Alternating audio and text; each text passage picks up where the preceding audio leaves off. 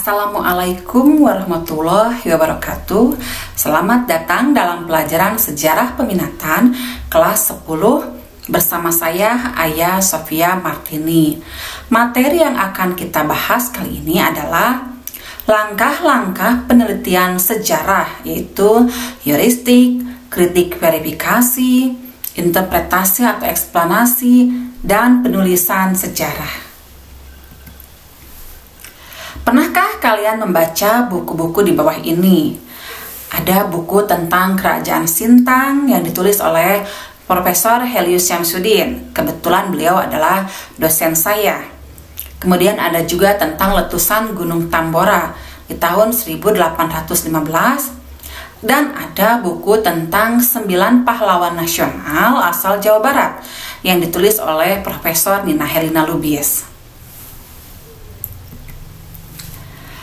Bagaimana caranya menulis buku tersebut? Karena ternyata dari buku-buku yang sudah diluncurkan menjadi rujukan bagi para peneliti lain. Dan buku-buku ini dipandang sudah memenuhi syarat tentang tata cara penulisan dan penelitian sejarah. Tentu saja untuk menulis buku ini ada langkah-langkah yang harus dipenuhi, yaitu yang pertama ada heuristik, yaitu tahapan atau kegiatan menemukan dan menghimpun sumber, informasi, dan jejak masa lampau. Heuristik juga merupakan tahapan proses mengumpulkan sumber-sumber sejarah. Sumber-sumber sejarah tersebut yaitu sumber tertulis dan sumber lisan. Setelah tahapan heuristik, maka kemudian kita akan menginjak pada tahap berikutnya, yaitu kritik verifikasi, yang merupakan pemeriksaan atau pengujian terhadap kebenaran laporan tentang suatu peristiwa sejarah untuk menyeleksi sumber-sumber yang telah dikumpulkan pada tahap sebelumnya. Kritik verifikasi ini terdiri dari 2 jenis. Yang pertama kritik eksternal, yang kedua kritik internal.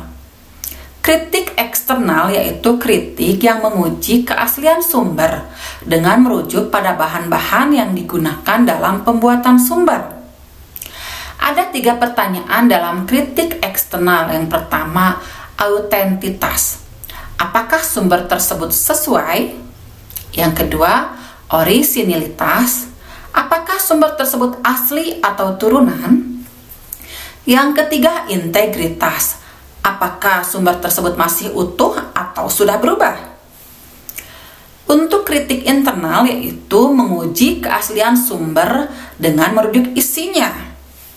Ada 3 yang harus diungkap dalam kritik internal. Yang pertama, sifat sumber. Apakah sumber tersebut resmi atau tidak resmi? Kemudian yang kedua, latar belakang penulis atau pengarang sumber. Apakah penulis berperan dalam peristiwa tersebut? Yang ketiga adalah membandingkan. Apakah isi sumber tersebut memiliki fakta yang sejajar dan objektif bila dibandingkan dengan sumber lainnya? Langkah berikutnya yaitu interpretasi atau penafsiran fakta sejarah, yaitu diperoleh dari analisis terhadap data, fakta, serta sumber-sumber yang telah dihimpun. Interpretasi ini harus bersifat objektif, deskriptif, dan selektif. Ada 2 interpretasi sejarah. Yang pertama, interpretasi analisis, itu berkaitan dengan sumber-sumber yang dihimpun untuk menyusun fakta sejarah. Yang kedua, interpretasi sintetis, yaitu menyatukan analisis-analisis terhadap sumber yang dihimpun untuk memperoleh penulisan karya sejarah.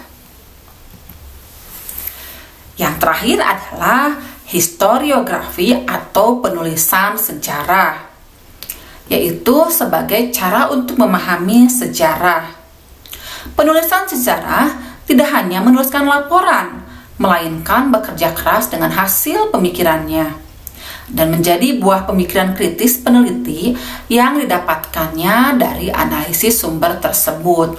Untuk itulah buku-buku yang sudah beredar yang merupakan hasil dari penelitian sejarah bisa diterima ketika merupakan karya tulis hasil dari pemikiran yang dituangkan secara memenuhi syarat penelitian sejarah.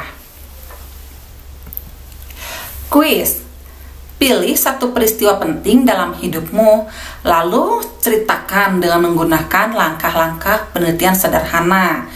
Dari mulai tadi ya, ada heuristik, verifikasi, sampai penulisan sejarah. Untuk kemudian nanti kita akan saling berbagi sehingga kita akan belajar melakukan penelitian sejarah dan menuliskan penulisan sejarah. Ingat, jadilah pelaku dan pembuat sejarah di dunia. Sampai jumpa lagi. Wassalamualaikum warahmatullahi wabarakatuh.